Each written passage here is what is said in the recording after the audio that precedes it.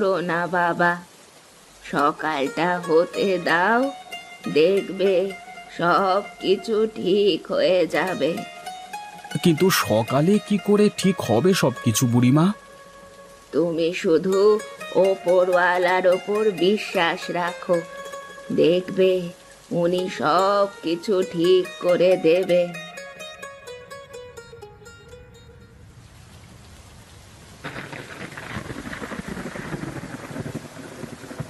কই গো, কোথায় গেলে তুমি?